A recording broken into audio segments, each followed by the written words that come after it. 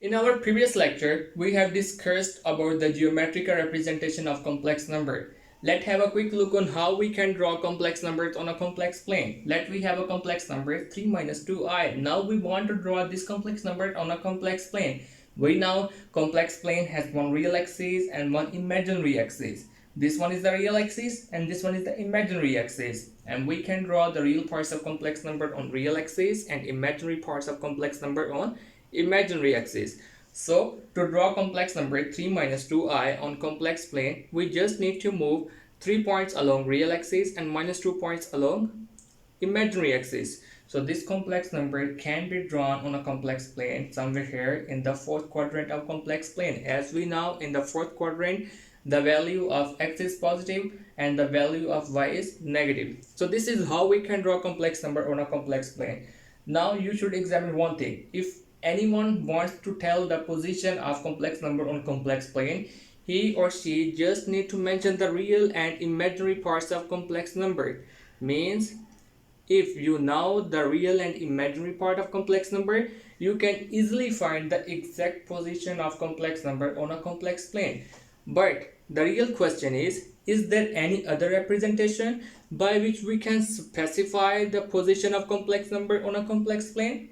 So the answer is yes, and that is the polar representation of complex number.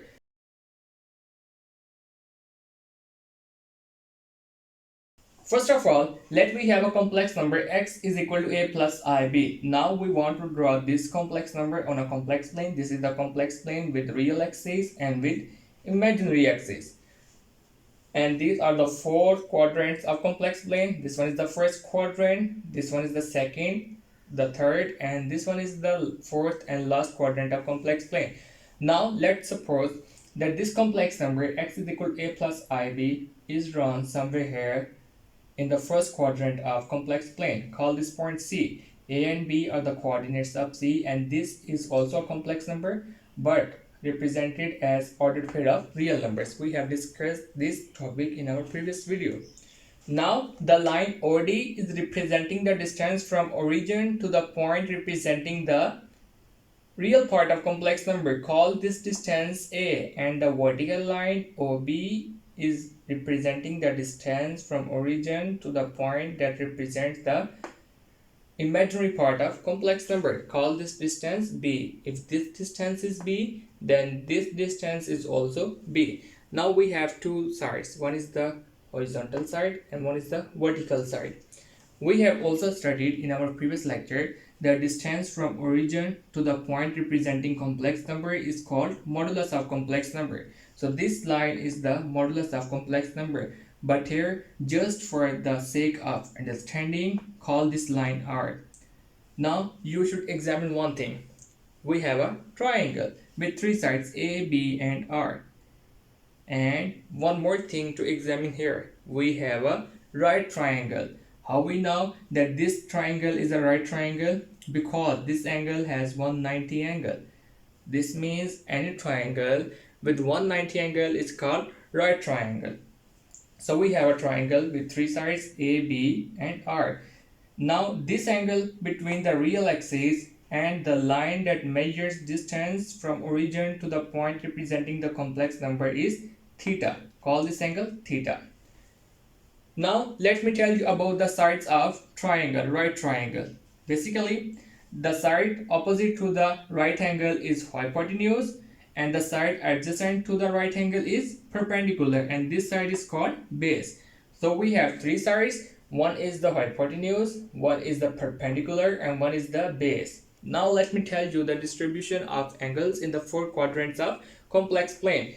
In the first quadrant, we have an angle from 0 to 90. In the second quadrant, the angle is from 90 to 180. In the third quadrant, the angle is from 180 to 270. And in the fourth and last quadrant of complex plane, we have an angle from 270 to 360. So this is the distribution of angle in the complex plane. From this triangle, call this triangle ODC. Can we extract the value of sine theta and cos theta? Yes, we can. First of all, let me tell you, sine theta is equal to perpendicular our hypotenuse. So which is our perpendicular? This is the perpendicular. I have told you the side adjacent to 90 angle degree is called perpendicular. So this is our perpendicular and this is our hypotenuse. Sine theta would be equal to b over r, perpendicular over hypotenuse. And cos theta is equal to base over hypotenuse. This is our base, a is the base and r is the hypotenuse. So cos theta is equal to a over r. Now from these two values, the value of sine theta and cos theta, can we extract the value of a and b? Yes, we can by multiplying r on both sides to cancel r from the denominator. So b would be equal to r sine theta and a would be equal to r cos theta. Now we have the values of a and b. So we just need to put the value of a and b in the complex number. X is equal to a plus ib. So after putting the values of a and b, this complex number x would be equal to r cos theta plus I r sine theta.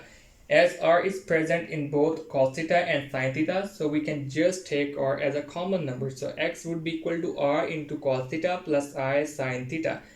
Basically, this is the polar representation of complex number. In polar representation, there is no a, no b. There is r and theta.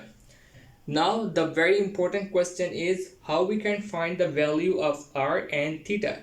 And that is the very interesting section of this topic. So let's find the value of r and theta.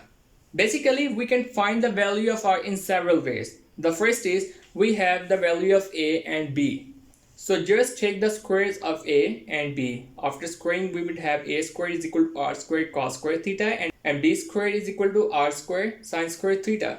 So now just add a squared and b squared. So this would be a squared plus b squared is equal to r squared cos squared theta plus r squared sin squared theta. Now you can examine one thing. R is common in both cos squared theta and sin squared theta. So just take r squared as a common number. So we would have a squared plus b squared is equal to r squared into cos squared theta plus sin squared theta. Now it's time to memorize one important formula, and that is cos squared theta plus sin squared theta is always equal to 1. So just put the value of 1 here. So we will have a squared plus b squared is equal to r squared into 1. And we want the value of r, not r squared. So just to cancel the square from r, we will take the square root on both sides. That would be root r squared is equal to root a squared plus b squared. We know the square and square root will cancel each other and we would have r is equal to root a squared plus b squared. This is the value of r. By using this formula, we can easily find the value of r for any complex number. And you can examine one thing. I have told you here that r is the modulus of complex number. Now let's discuss the second method of finding the value of r, and that is the Pythagorean theorem. Yes, that theorem says the square of hypotenuse is equal to the sum of square of perpendicular and base. So in our case, hypotenuse is r, perpendicular is b, and base is a. So this would be r squared is equal to a squared plus b squared. Hypotenuse square is equal to base square plus perpendicular square. As we want just the value of r, so we just need to cancel square from r. For this, we just take the square root on both sides and r would be equal to root a square plus b square. So this is the easy method as compared to this to find the value of r. In this value, a is the real part and b is the imaginary part.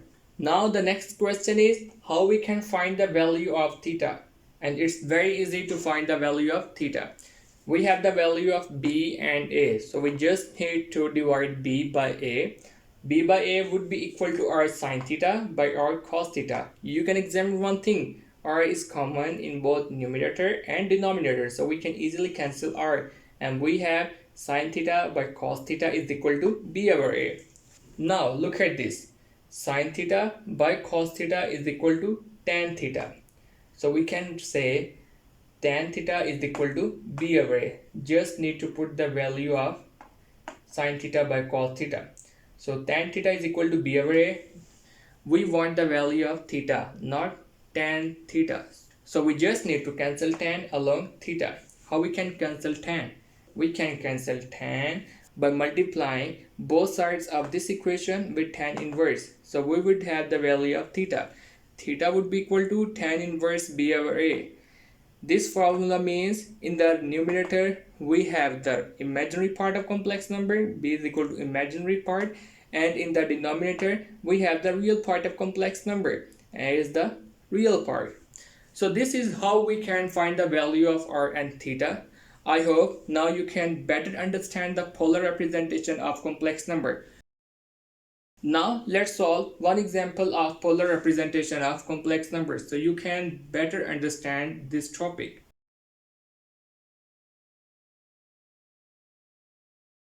For this purpose, let we have a complex number z that is equal to 1 minus root 3i. 1 is the real part, minus root 3 is the imaginary part, and we have studied in the polar representation of complex number, real part would be equal to r cos theta and the imaginary part would be equal to r sin theta. So this means we can write this complex number in this form. 1 minus root 3i is equal to r cos theta plus I r sin theta. This is the polar representation of any complex number. Now we need to find the value of r and theta. R is the modulus of complex number and theta is called the argument of complex number. So to find the value of r, we have the formula that is equal to root x squared plus y squared.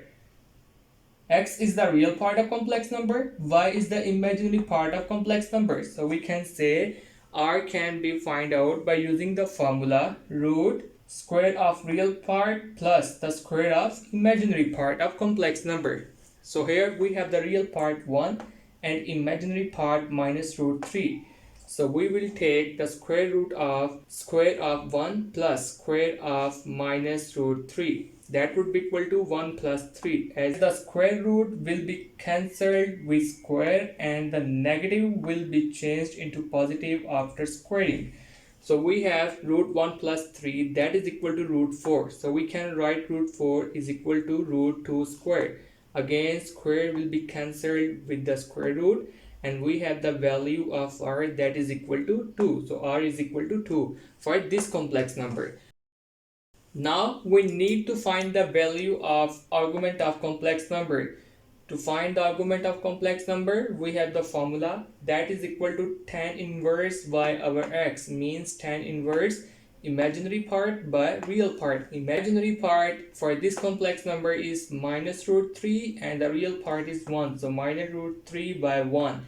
And by using calculator, we can find the value of tan inverse minus root 3. That would be equal to minus 60. So now we have the value of r and also the value of argument of complex number. So just put these two values in the polar representation of complex number. Then 1 minus root 3i would be equal to 2 cos into 60 plus I 2 sin into 60. Here are some important trigonometric relations you should memorize. One is cos minus 60 is equal to cos 60. What is the meaning of this? Means the value of cos minus 60 would be equal to the value of cos 60. Yes, the value of cos minus 60 is equal to 1 by 2 and the value of cos 60 also equal to 1 by 2. And the second relation is sin minus 60 is equal to minus sin 60. The value of sin minus 60 is equal to minus root 3 by 2 and the value of minus sin 60 is also equal to minus root 3 by 2.